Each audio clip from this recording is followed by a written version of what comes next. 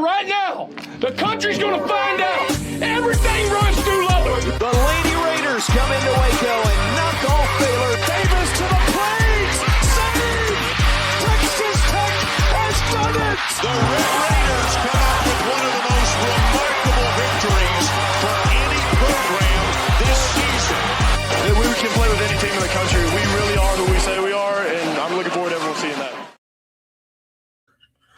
Welcome one, welcome all to the Tortillas and Takes podcast. You are on once again with your boy, Albie Shore. Shout out to Jeremy adding that last piece from the Big 12 championship game. I really appreciate that.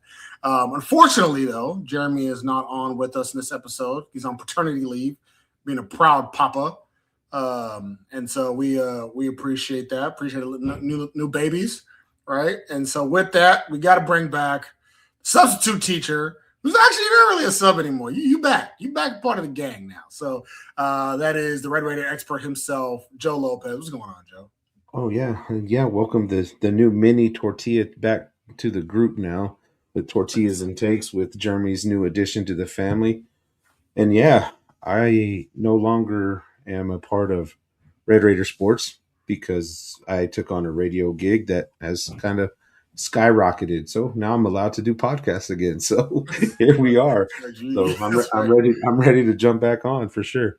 That's right. And so it's an exciting time. That also, it alleviates Jeremy from these duties until eventually he's able to abandon his son like we all do. And so he'll learn. He'll learn. Know. It'd be like eventually you just get to the point where you're like, you know what? F them kids. As we transition and we took a little break, over the winter break and after the Oregon game, we had to be consoled a little bit and solace. Last time we did get a chance to talk, we did talk basketball. We are fully in basketball season. Time to talk through it. But, Joe, we're now towards the midway point. There's been 20 games played on the men's side. And I'm double checking to make sure that I have the number here correct as well. 22 games played on the women's side.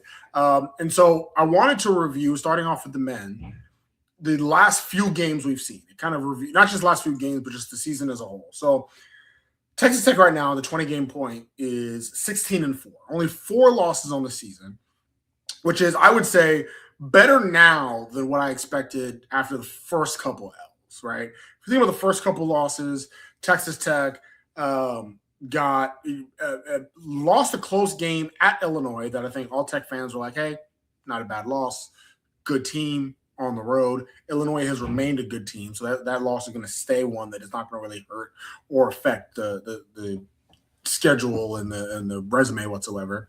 Then we got spanked by Purdue.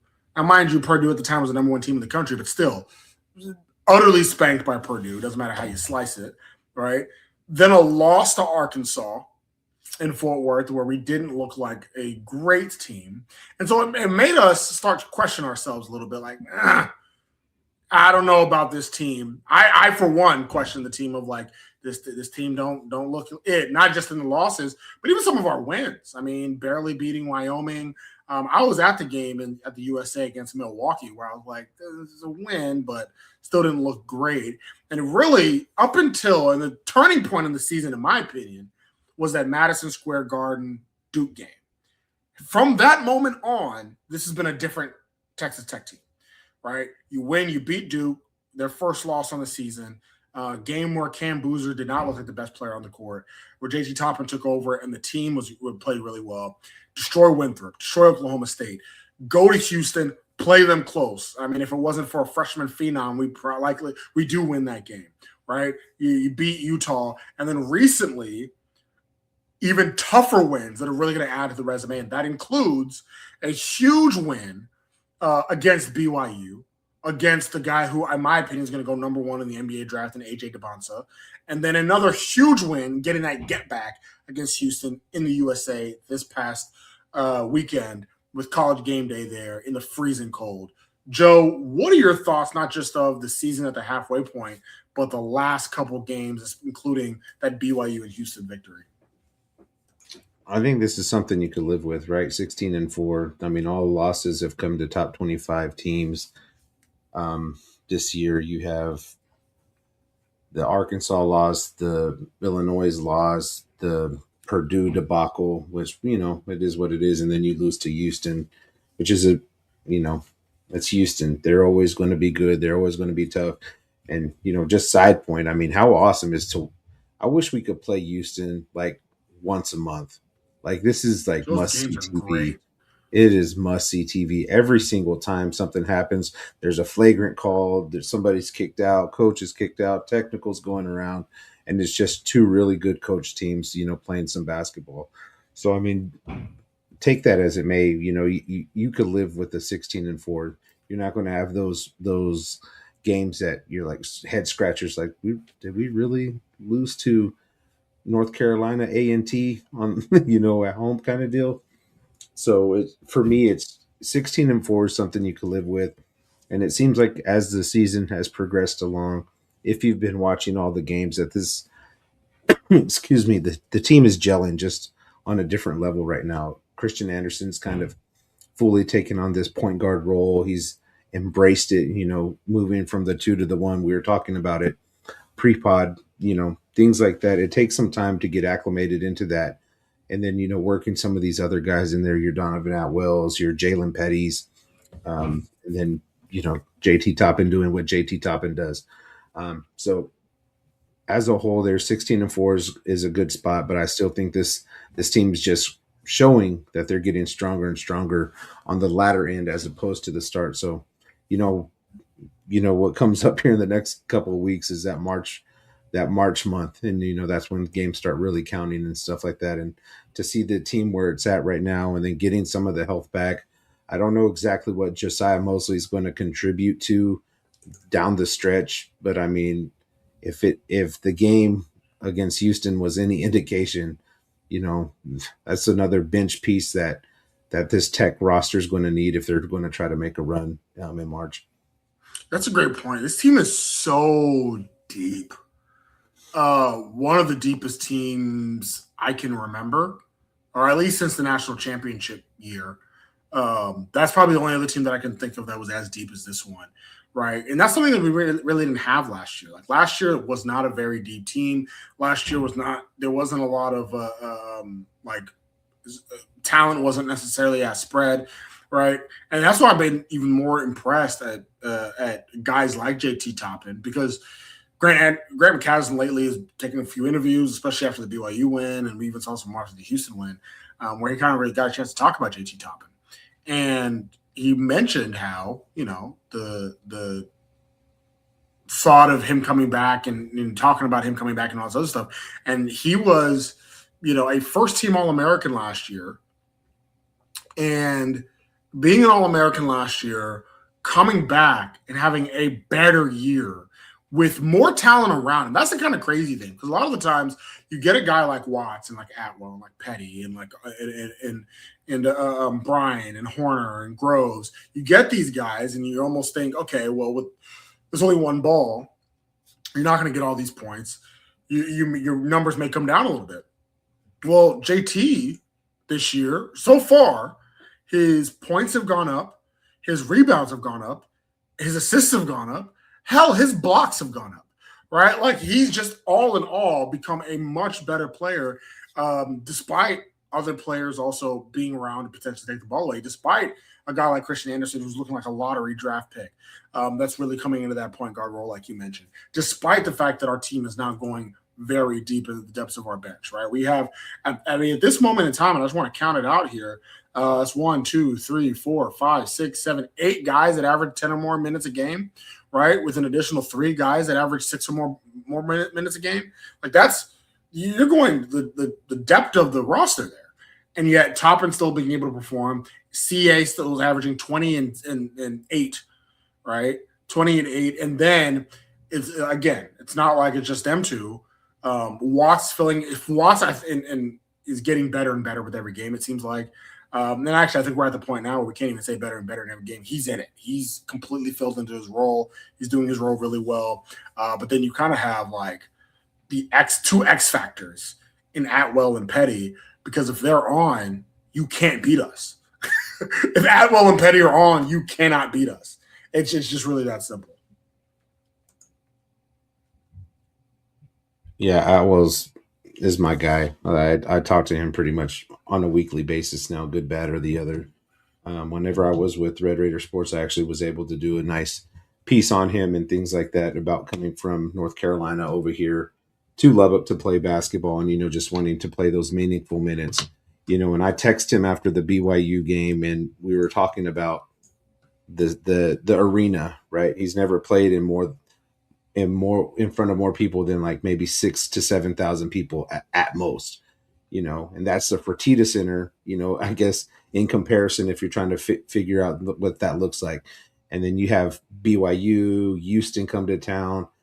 There's 15,000 strong Red Raiders. Like, I mean, this is a full on experience. And between him and Jalen Petty, I mean, he's already a starter now. Like he's earned that spot. He took that role. He took that part away from Tyree Bryan. So between Atwell and Petty, but those are you're working the game inside out. So you get it to Toppin, you double team Toppin, they get it back out, and Petty and Atwell just are so bang bang as far as how quick they could get a shot up. And if they're on, like you said, I mean, Tech's a very, very difficult team to beat because now you're starting to play pick your poison. Well, do I want to guard the 3-point line or do I just don't want Toppin to score 30 and 15 on me in this game? And it's it's tough, and it's starting to show on the film itself. Atwell's defense is not talked about enough either. He he locked up your number one guy against BYU in the later part of that BYU. Yeah. I mean, he took that as a personal challenge himself. I wasn't so great with Kingston Flemings because Kingston Flemings is just let me tell you something. Kingston Flemings. I don't get easily impressed, especially by the opposing team's players. The first time we watched, and actually I've seen a few Houston games in general, so I kind of already knew Kingston Flemings really caught on. The game we played in Houston against Tech, I'm like, man, this kid here. Something different, you know what I mean? And then I didn't expect him to pop off for 42 in Lubbock, you know what I mean? Both games, he's why it was close. Both games, 100%. Right? And mind you, Chris Sinak on Houston's team is going to be a lottery pick as well. It's almost like the exact opposite, I feel, for Chris Sinak, where I'm like, I don't know if I see it. Kingston Flemings, I'm like, oh man, buddy, I see it. Buddy, he wasn't even viewed as a first round pick coming into this year. He's going to go top 5 in the draft. Yeah, right? Absolutely. His first step, I was talking to a U of H friend of mine the other day. Kingston Fleming's first step is incredible. Like Derrick Rose, John Wall, like his first step is he had to play against in the last game against Tech where it wasn't necessarily a trap, but it was Atwell shading him off to a side, and then I believe Watts had him on the other side. One step he got past both of them. I was like, yeah, like what do you do with this? Yeah. But yeah, I do think in the game though, if we think about the Tech Houston game, to your point, Atwell still I think did a decent job defensively because it was kind of like, all right, Fleming's don't do him. All right. We got to make sure we shut down some of the other ones. Sharp, who actually had a pretty good first half, really struggled shooting the ball in the second half. And I think it was a part of our swarming defense. I actually think our defense in the game against in Lubbock was much better than the defense in the game against or the game in Third Ward. And it's not necessarily going to show up on the stat sheet. I mean, either way, we still gave up 86 points. Actually, we gave up more points in Lubbock than we did in Houston. So that's what the stats will say. You'll say, how is that better defense? But especially in the second half, I actually thought our defense was a little bit better. The pace was that much faster, right? So that's going to conclude to a lot of points. But when push came to shove, we really tightened up. And that's something that I think we've been somewhat inconsistent on. But in both the Houston game and the BYU game, those last 5 minutes, that defense got really tighter. No, absolutely. They've just, if you're talking about what was the stretch from the end of BYU or like the second half BYU all the way fast forward to now, like the work that this offense is putting in and the defense on that side, I mean, this has probably been the best, section of games I would say, this season where the cohesiveness between the offense and the defense has been pretty much par for par. Like, it hasn't been the defense carrying more of the game or the offense carrying more of the game. It's been neck and neck, and it's driving this team, to be able to go to 6-1 in conference play and have a fairly, reasonable back end schedule, for you to, continue stacking those wins for sure. Yeah. Yeah. So if you think about Tech in the Big 12, the win against Houston leads way to us being at the top of the Big 12, right? Like that, you had to beat Houston at least one of those times to have a shot at the title. Now you have a shot at the title officially. You don't play Houston anymore. You have a shot at the title. However, though you don't play Houston anymore, unlike last year, Houston ain't the only one you got to worry about, right? Big 12 every year is a gauntlet. Big 12, I took offense to I think his name is Alex Torres, who I actually do follow on Twitter. He's normally pretty good, but he made a comment where he took the top 6 teams in the conference, and he was like, man, the Big 12 is just like gauntlet this year because they have Houston and Texas Tech and Baylor. Not Baylor, Houston and Texas Tech and Kansas and Arizona and Iowa State and BYU. It's such a gauntlet this year. I took offense to it because I'm like, dude, this is every year. This ain't different, This is every year. This is how the Big 12 always is. Actually, I would argue that the bottom of the Big 12 is actually a little bit worse this year than usual. But this is every year. This is how it has been, right? But last year, if anything, was a down year. And even during that down year, we were still the second best conference in the country, right? SEC actually had a really great year last year in basketball. But even then, in the down year, we were still the second best conference in the country. And so this is every year. Every year we have these. And what we did is in our expansion, we just said, hey, Houston and Arizona, come to the conference and make it even tougher than it already was. And so with that, Arizona right now, the number 1 team in the country, the only undefeated team left. I think coming into the season, we knew they were going to be good. I don't think anyone expected them to be this good, right? They've had pretty big wins over Florida and UConn, Alabama, UCLA, and they also recently just won at BYU. I will say this though about Arizona, and I want to hear your thoughts, Joe, about, or not just them, but some of the other teams. Talked about how the favorable schedule is for Texas Tech in the back end. Arizona's actually had a pretty favorable Big 12 schedule up to this point. BYU is actually the first ranked Big 12 team they'd even played. They haven't played a ranked team since they beat Alabama a month and a half ago. So for Arizona, and I mean, it's no different than Texas Tech in football. It's not just if you play bad teams, it still matters how you win. And Arizona's done a really good job of just beating down some of these bad teams. However, as they have another week of rest because they play at Arizona State and against Oklahoma State. 2 teams that are fighting for tournament, but they're not at the level Arizona is. But then they play at Kansas, home against Texas Tech, home against BYU, at Houston, against Kansas, against Iowa State. Is Arizona's for real? I don't expect them to go undefeated through all this, but my question to you, Joe, is are they for real as a top 4 team in the country? I think they're a top 5 team. I wouldn't say that, they're going to be favored in all of those games, and not to discredit anything that they've done up until this point, other than they've exceeded the expectations where they probably were set at the start of the season. But they got some dudes over there, man. They got some dudes. Like Bryce James, right? Yeah, I guess does he play? No. Yeah. He does not play. Yeah. Give me, what's his name? Give me old boy from Brock Cunningham over Bryce James right now.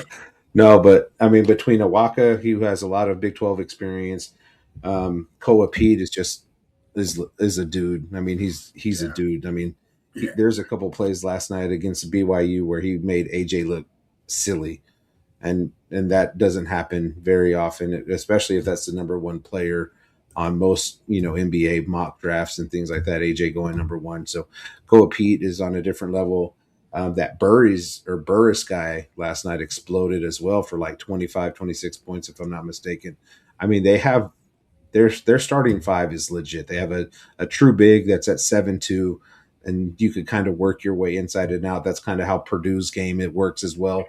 And they're a good team, but I mean, you're about to find out exactly how good of a team they are because you're going back to back with these in conference games with top 15 basketball teams. So you're about to learn how good they are.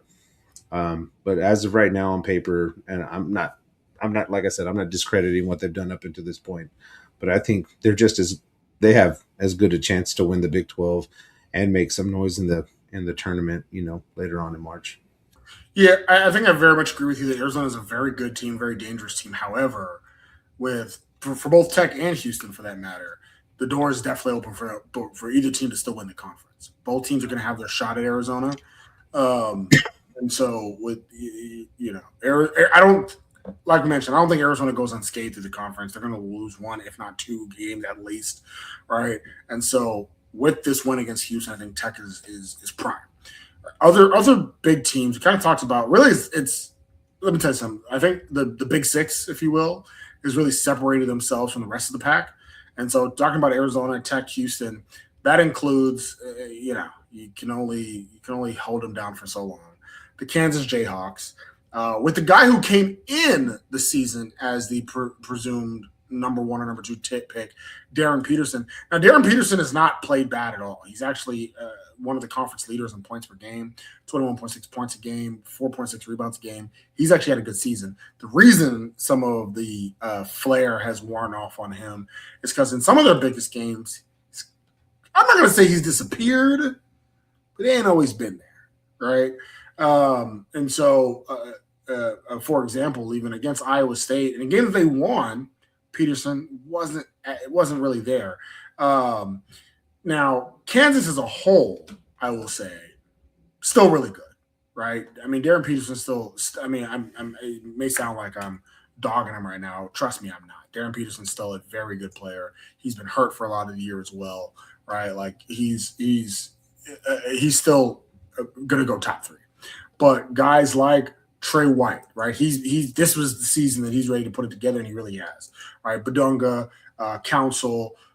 Kansas is still they're still here. They're not going anywhere. Another team that's still here and unfortunately not going anywhere, the Iowa State Cyclones, right? Iowa State has kind of gone through this year, and they were at one point undefeated through the year until they lost to Kansas and then lost to Cincinnati. Those are the only two losses they've had all year, right? They've been able to get some get back playing UCF and Oklahoma State, but they're still very good.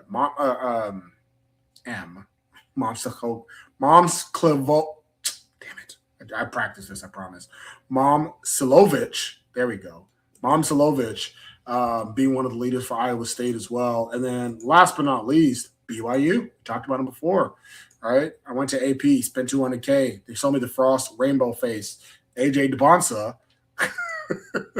For old people that don't know what I just said, it's a song.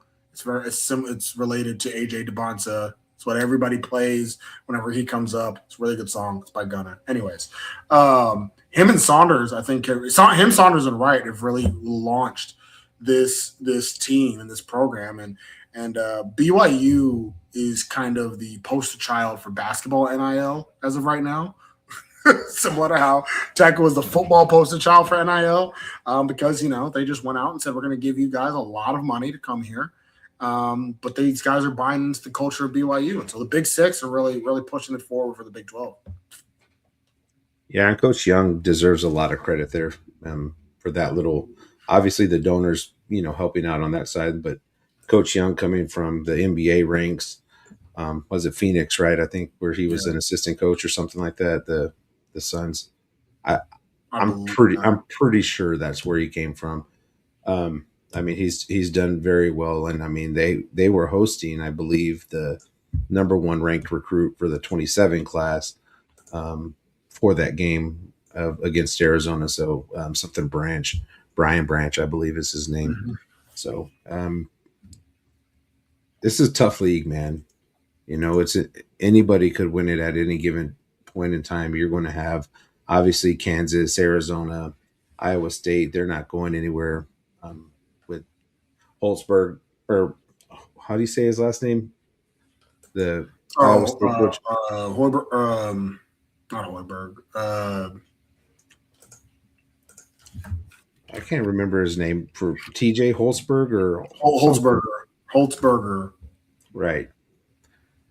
I mean, you look at these teams. I don't think you're going to be able to hold Baylor down for too much longer. I mean, Scott Drew's never had.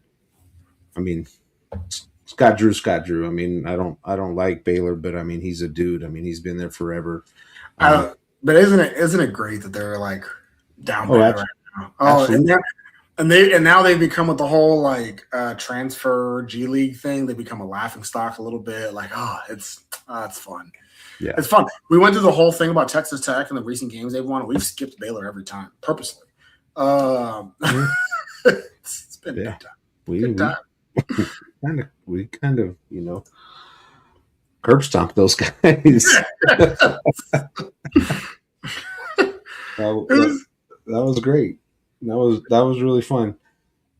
But as far as like the hierarchy of the Big 12, you have, just like you said, those top 6 teams, and then you'll have one of those stragglers pop in there every now and then. Your TCU, your Baylor, Cincinnati, maybe in that realm. UCF, maybe in that conversation at some point in time. I don't know. Kansas State's kind of had a down year, not a Jerome Tang kind of year. So who knows what happens with that program there? But I mean, as far as the upper echelon teams in the Big 12, we're clearly in the mix. Yeah. And as long as we have McCaslin and we still have donors like Dusty Womble and stuff like that, I think this team's not going to go anywhere.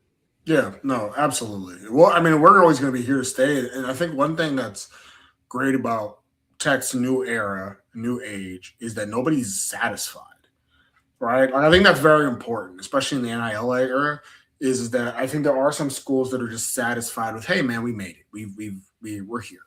And it would have been very easy, I think, for Texas Tech as a athletics program to say, hey, we're now nationally relevant. Our football team went to the Orange Bowl, which is farther than our football team has ever gone. We won a Big 12 championship. The basketball team last year went to the Elite Eight. Good job, good effort. We're nationally relevant in basketball. It's very easy. I think Texas Tech could have, if you would have told me that Tech had made it to these areas and just decided we're satisfied, we're going to just continue to do this. And like a few years ago, if you'd have told me that, I'd be like, yeah, that makes sense. That checks out. That's where we are. I love the fact that now, and as we've kind of changed our thinking in general, even as fans, I love the fact that now it is none of these, from the coaches to admin to boosters to anything, nobody's satisfied. Nobody looked at last year, a game where we were 30 seconds away from going to the Final Four as the mountaintop. Like, nobody looked at that and said, hey, man, good job, good effort, guys. We'll get them next time. No, they said, you know what? F this. JT Toppin, we're going to do what it takes to get you back, right? We're going to go out. We're going to get guys like Atwell, like Petty. We're going to get guys like Watts. We're going to get guys like Bam Bam. We're going to get all these guys and make sure that we're in a position to not just get back to where we were last year, but exceed it, right? In football, same thing. We went to the Orange Bowl, and we got embarrassed on national TV in the Orange Bowl. Forget this. We're going to upgrade the quarterback. We're going to replenish the front seven that we're about to lose. All right, we're going to make sure to keep the running back pieces that were really good for us. We're going to still improve all these other areas. And, hey, the best guys in the portal that everybody's talking about, Texas Tech will be in there for them, right? Oh, that quarterback that you think is the number one quarterback in the transfer portal class? Yeah, he's a Red Raider. Even that wide receiver that we lost out to. 10 years ago, Cam Coleman doesn't even have us as a visit, right? 10 years later, once again, we're making the Longhorns sweat for a recruit they didn't plan on sweating for. So, like, I love the fact that as an athletics program, right, in our boosters, hell, softball. Yeah. Softball, we were 6 outs away from a national championship and lost it. And they said, you know what? F this. We are going to money whip every star portal person, if they're in the portal now or if they're going to be in the portal a week from now, possible, and come out guns blazing in softball. So I really love the fact that we're not satisfied, and I think it's actually pushing a lot of other schools to do the same. Yeah, I mean that's the new age of college athletics, right? I mean it's just in some of these sports, right? You're not going to make this kind of money as a player ever again. Yeah. There's no. Well, I think it's up and coming, but I'm sure that the money brought in or generated by professional softball is not anywhere to what some of these girls are getting paid to play at Texas Tech. It's just you get the money when it's right. Same thing with basketball. Some of these guys may not make it to the NBA, which is fine. You could still have a pretty solid career across overseas somewhere or in the G League and make decent money, but you're not going to make what you make in college from what some of these deals are worth. So whenever the money's right, you go and take it. And if they're offering it, why not? And to the Cam Coleman deal, like you said, it's 10 years ago, he would, the plane's not even close enough to Lubbock to even know that there's a town there, so to be mentioned in conversations with all the top athletes coming into the portal for whatever reason is, it's I've said it and I've said this plenty of times. It's just a new era of Texas Tech in a whole and just in general for college athletics. So, but we seem to be kind of leading that charge on so many different fronts, especially with Cody Campbell being everywhere, pushing for, certain things and things like that. So I'm here for it. And as a fan, you love to see it that, that we finally get to say, we don't, what is it about reloading? We don't rebuild, we reload, that kind of, and that's true on the football part. Like you just said, the softball part, 100%, and track and field, they're always reloading. The number one runner in the country committing to Texas Tech. Right, we thought, hey, and actually, I'm not naive. I do think NIL played a part. However, track's one of the few places where you can getting the number one runner in the country ain't a shock. That's not money whipping. That is, hey, we can get you some NIL, but also look at the trophies. Yeah, look at the program. When Kitley walks in there looking like Phil Jackson with all those rings on all his fingers, I mean, exactly. So exactly. I mean, and that kid's initials are double T. So I mean, he had to come here. 100%. Yeah, it was destined. So I think one thing you bring up, even in this new era, is the need for good coaching. I mean, we talked about it before. You can have all the money in the world if you don't have Kurt Signetti, if you don't have Mario Cristobal, if you don't have Joey Maguire, it still doesn't work, right? If you don't have Grant McCaslin, it still doesn't work, even with all the NIL that you have. And Joe, if you don't have Krista Gerlich, it still doesn't work, right? So, actually, I don't even know if we really spent money like that in the NIL on that side. But let's switch over to the Lady Raiders. So, coming into this season, we ain't gonna lie to y'all. We made jokes this offseason, right? Last year was a very bad year for Lady Raider basketball. And it was announced in the offseason that Krista Gerlich was going to be retained by the team. But it was very obvious that she was coming into the season on the hot seat. Very obvious, right? There's one, just in general. I'm about to have, in my day job, I'm about to have my yearly review. If my boss was to start off my yearly review with, hey, Albert, thanks. Just want to let you know we're going to retain you this year. That would tell me like, oh, crap, y'all were thinking about not? Right? Because that's how the offseason started off with Lady Raiders. Was like, hey, by the way, we're going to retain Coach Gerlich. Like, oh, that means that there was a conversation about it. Right? And then also, it's not great when it's like, yeah, also all of your assistants are not going to be here next year. Whether either they're going to be fired or they're going to leave on their own volition, but they're not going to be here next year. Everybody's going to be changed. Oh, also your general manager is not going to be there anymore. All right. So just you are coming back. Literally just you. And so that's how the offseason started. And then you get the news of Aaliyah Chavez deciding to go to Oklahoma instead of Texas Tech, the homegrown person. So that's just a killer. Then, a lot of your other players end up transferring out. So it's doom and gloom for the Lady Raiders.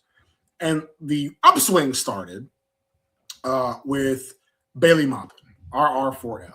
That term gets thrown around a lot in Lubbock, but Bailey Maupin, shout out to her, she decided I'm going to come back for my senior year at Texas Tech. For no reason, to be honest. There was nothing that really said that she needed to come back. Like I just mentioned, it was all looking doom and gloom.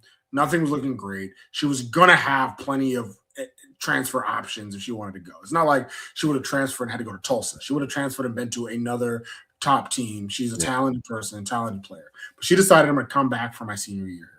All right. We made some adjustments in the transfer portal, picking up some players here or there, getting some some woman named Snoota Collins who didn't even play last year, right? But just picking up some pieces here and there. Now, what happened this year is, right, and we've talked about it a little bit in a previous pod, but what happened this year is started rattling off some wins. But it was against a bunch of nobodies, right? And then we beat SMU. And some people were like, hey, Albert, look, we beat SMU. That's a power conference team. I said, no, SMU's terrible. They don't count. And you beat Arkansas. Hey, that's a power conference team. No, in the SEC, that's the best conference in women's basketball. They're also terrible. That doesn't count. Hey, we're playing Mississippi State. Okay, Mississippi State, that's a team that's fighting for an NCAA tournament bid. They count. You beat them. All right, good win. All right, okay, I can rock with that. Well, what about Washington State? You have to go to Washington State. It's gonna be a tough game. Arguing to win. Oh, it's a good win, a blowout even. But I mean, all good things got to come to an end. You're about to play at Baylor. Baylor's still Baylor. You're gonna get whooped here. Oh, upset in Waco at Baylor. Wow. Okay. But hey, at West Virginia, pretty good West Virginia team on the road in Morgantown. You've never won there before. It's gonna have to end here. Oh, win at West Virginia. Joe started the season 19-0, the longest winning streak to start a season in Lady Raider basketball history. And even you, Joe, became a believer for like 2 seconds, and I blame you. Actually, it is actually your fault because the first game you go to this year was the game against Kansas State, which you thought was a safe bet. It should have been a safe bet. It should have been a safe bet. It should have been a safe bet. So the Lady Raiders do end their winning streak against Kansas State, losing 65-59, which is really, like, of all teams, really odd. Especially since in that game, K-State had the lead for all the first half, had control of the game, and then in the fourth quarter, Tech gets the lead.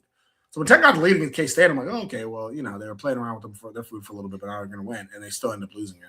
Don't know how that really happened. And then they lost a game that I told you in pre-pod that I predicted them to lose anyway, which is at BYU, just because it's a tough travel. BYU's a really good team. That was also going to be a difficult game to play, but was able to kind of come back against Utah. What are your thoughts, good, bad, and ugly, about this 20-2 Lady Raider team at the little more than midway point? I mean, hell, if you think about it, if you go back into last season, I think they're 25-4 out of their last 29 games. I mean, that's as good as, any stretch that this Lady Raider team has had in. God, I can't even think of a time where we've had a stretch like that, or at least the Lady Raiders have had that kind of prowess. I was on the fence, and I've made that very clear from the start of where I felt, it was like, okay, they still haven't played anybody. This is, let's get to an Iowa State, let's get to a TCU, let's see how those games fare, even if we don't win those games or whatnot. How does this team compete, and how do they, stack up against, some of these teams like that? And, looking at it now, minus TCU, but Iowa State, they look beatable. I mean, Tech clearly has an opportune time tomorrow night to handle business against Iowa State here in Lubbock. So Iowa State's been kind of free falling lately. I mean, Audie Crooks was talk of the town for the first 2 months of the season. Oh man, she's great. And then everybody remembered that she is like the world's worst defender. Yeah. There's some very, like some very critical videos out there of her defensive of awareness. And I say that And as an Audi Crooks fan. I love yeah, watching. and He's effort. always been terrible defensively. Like that's However, I still think this team has some things that it could show. I do think that they're on the tournament side as it sits right now, but obviously we all know that could change. But the way they're playing right now, I think a lot of credit needs to be made to Coach Gerlich and and I know I don't give her enough credit sometimes as far as her coaching capabilities and stuff, but as far as the staff changes that were made from just one year to another have been, I mean, Tech's in good hands. The addition of Adrian Walters, Jada Williams, and Chappell, I think, was the other coach that they brought in, and they got rid of Planette Pearson and some other coach who who as far as the recruiting side of it, that was her job itself, and it really hindered this team. And it was just really good to see that they changed the dynamic by adding a coaching staff that truly cared about this university and the players on this team. And it's starting to show, especially on the defensive side of it, and the efficiency on the offensive side of it. It's they're not quite there yet right now, but I mean, they are trending in the right direction. So I like where they're at right now. They still got to show a little bit more, but that'll come as a competition, you know, that bar gets raised. But just depending on how tomorrow fares, the game against TCU fares, then you could kind of really gauge where this Lady Raider basketball team could ultimately be playing in March. But I mean, like I said, the sky's the limit at this point in time. Not saying that they're just going to go and knock off Connecticut, but they could do some work in the Big 12 for sure. yeah, no, absolutely. And I think now where they're at is, I mean, the tournament's the bar, right? Like now, 20-2, you got to make the tournament. Yeah. Going forward, and we're talking about the back half of the schedule. I mean, back half schedules for them is not terrible either. I think one piece that does suck is you still do have to play Baylor again, and you have to play a good TCU team that's trying to win the conference. That comes right after Iowa State, so that's going to be two tough games. But those are also your only two ranked games to end the season, right? You're going to have the opportunity to really take everything that's in front of you and see what you can do. And not only that, both TCU and Baylor games are both at home, right? And one Tech, win or lose, have always had a pretty good home crowd. But obviously, the more you win, the better the crowd is. And so the last couple home games has been a really good crowd. I think the next game will still be a good crowd, minus Joe, because he's not allowed back in the stadium for the rest of the season. But yeah, no, it's. I think this team is really good. It's really exciting, and they're having fun again. Last year, I did not see this team have fun, and nor should they have had fun. They lost a lot of games, but I haven't seen this team have fun in a little bit. And we're starting to see this team have fun. We're starting to see a culture embedded. And I think a lot of that you can tell by seeing even like Stephanie Akechukwu, the 7'1" center freshman, coming in and almost instantaneously being part of the team, right? Almost instantaneously being part of that culture, working hard, having a good time, having fun, playing with that joy that you're seeing. And I think we last pod we talked a lot about the role that Snuda Collins has had and Jalen Bristow has had, but I do think the leadership, and it's been talked about a couple times, but the leadership of Bailey Maupin and Danae Fritz, the two seniors on the roster, really bringing everybody forward, letting them bringing everybody together, bringing them forward, establishing the culture in general. Danae has came in almost instantaneously and brought her own piece to it. And then you have Bailey, who's been here forever. And that together, that tag team has really brought this team ahead. And I think that's been extremely positive as we keep going. You could add Gemma to that too.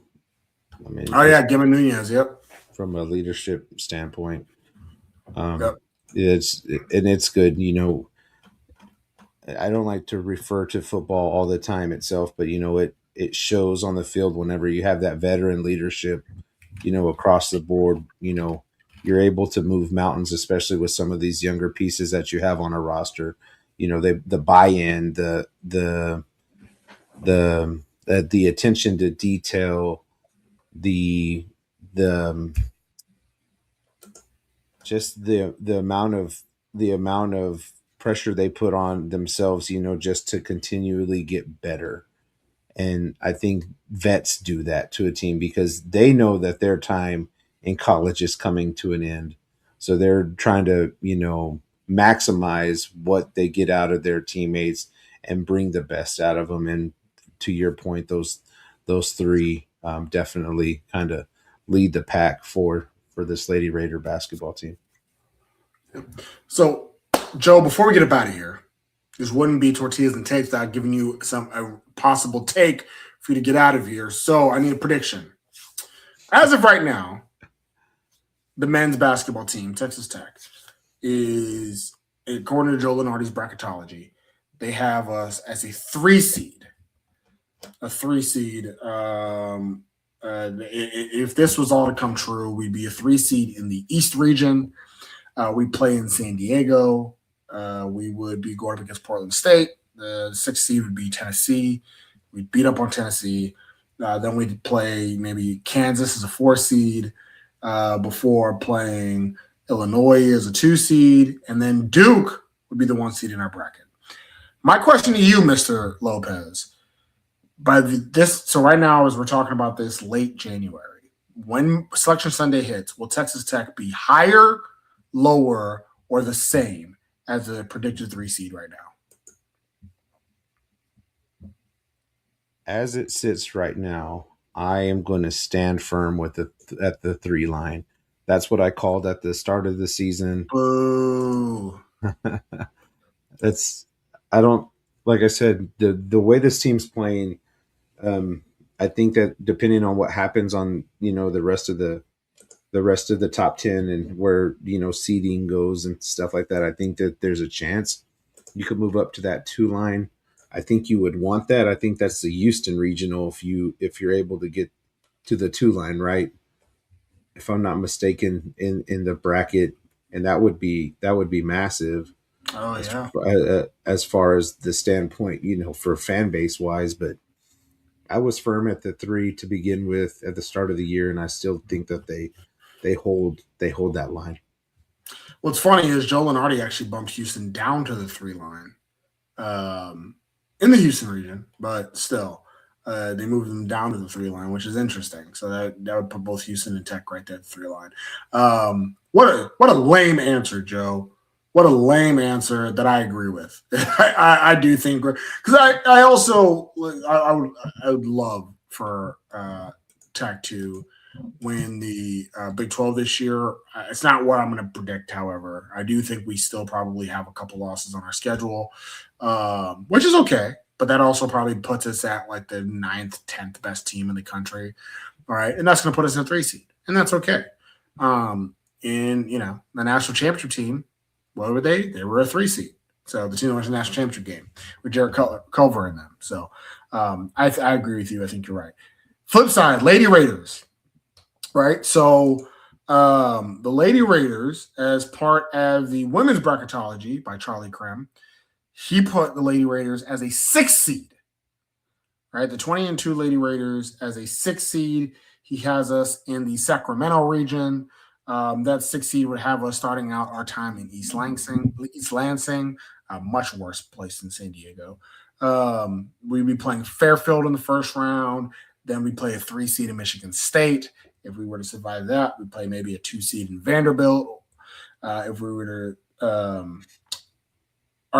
we'd actually play a 4 seed in Baylor. If we survive that, 2 seed in Vanderbilt, and then 1 seed in that region is UCLA.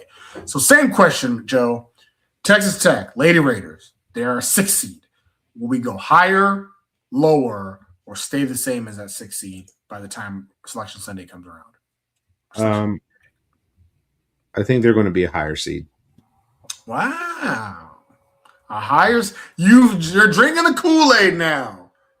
A higher seed. Explain yourself. Hey man, a higher seed. I think with the schedule you have, and where you're playing these games at, which are here in Lubbock, as long as you're able to take care of business here and not completely fall on your face in like some road game that you should win, I think they could move up a line. I'm not saying that they're going to jump from a 6 to a 4 seed, but from a 6 to a 5, absolutely. You take care of business with at least 2 of the 3 games that you have with ranked opponents there. So give me them to jump from a 6 to a 5. All right, so I'm going to say this, and I want everyone to know that I have the utmost faith and confidence in the Lady Raiders. I think they're going to drop a seed or 2. And it's not that I don't believe, because I do believe, even though the Kansas State game definitely took a hit to my belief. But I do believe. But I do think, though, the back half of the schedule doesn't look sexy, but the thing about it is that there are still the big name. I guess what I'm trying to say is the big names, the big schools, the ones that you actually usually typically care about, like the like the Arizona, the Kansases and the Iowa State, all that. They may not be there. However, there are still some good teams left in our schedule. Right, so we do play Iowa State coming next. We do play TC right after that. We still have a game against Kansas. We still have a game against Baylor. We still have a game against Kansas again. We still have a game against Arizona State. Like, these are not bad teams. Like, a lot of these, like Arizona State should be a tournament team. Iowa State, even with their recent slide, will likely be a tournament team. Colorado is a team that's going to be fighting for the tournament. Right, Oklahoma State is a team that's going to be in the tournament. We still have some good teams, and I think we're going to lose a couple more games. I hope we don't, but I think we're going to lose a couple more games there as well. And so even if that ends up with us, say, as a 6-loss team, right? 6-loss team would mean that we would go 5-4 to end the season, right? Not great at all. However, still a great season. I mean, that still puts you at 25-6. But I do think 25-6, especially towards the back of the season, may drop you a little bit. And so, and actually, maybe even depending on what the tournament looks like, maybe even it's 26-7, right? Something like that. So that's why I'm a little. And then also our non-con, it wasn't. I talked about Mississippi State and Washington State and Arkansas, but it wasn't a strong non-con, so that's going to hurt us as well. So I actually do have us dropping because of that, because every loss for us is going to knock us down a peg. And so if I have us losing potentially 4 more games, which still is a really good record, I'd have us dropping. So anyways, so we are going to be back on here a little bit more for more basketball talk, more Lady Raider talk, more men's basketball, Red Raider talk as well.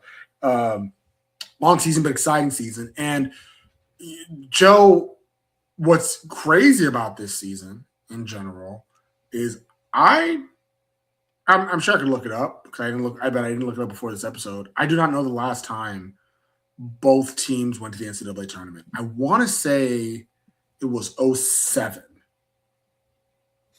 was the last time both teams went to the NCAA tournament. You may be right. Yeah, I want to say it was 2007 because that was Leach's. That was not Leach's. That was Bobby Knight's last year in the tournament, and that was also still during Marsha Sharp's run. So, if both teams can make it, that's may even be more amazing than football's run since 2008. Right? So would be absolutely awesome. But anything else you want to say to the people, Joe? No. Well, absolutely.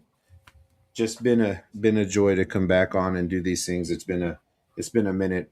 It's been over a year. It seems like, that I haven't been able to hop on, consistently with you guys, being one of the big pieces of the pie, at certain points during, different tech seasons and stuff like that. So just happy to be back on, even though if I'm just filling in for Jeremy while he's on daddy duties,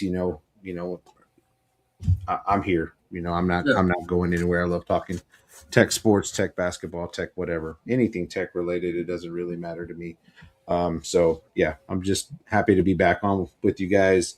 And then also just a little side note, a big shout out to Coach Rob Green from the football team being promoted to assistant defensive coordinator for the Red Raiders. So it looks like Tech may be having a fallback if Shieldwood decides to leave, in the upcoming years, because he's going to be a pretty big high commodity. So big congratulations out there to Coach Wood, and then all of the players from Tech that are representing Texas Tech in the Shrine Bowl or the Senior Bowl out there.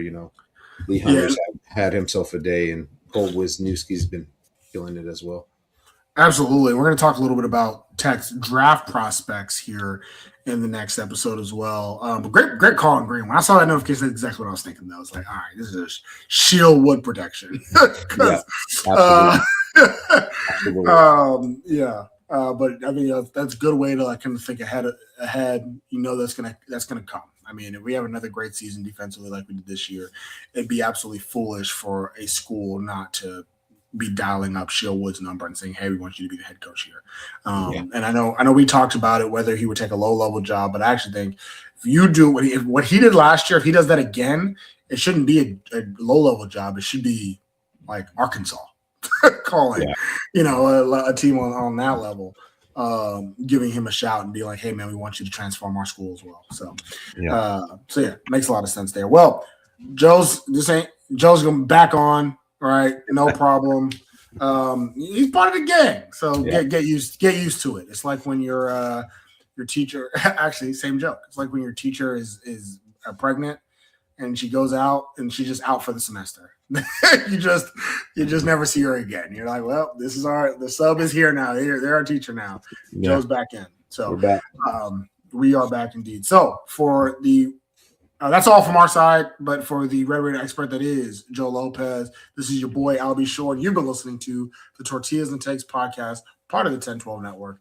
As always, stay wrecked, people.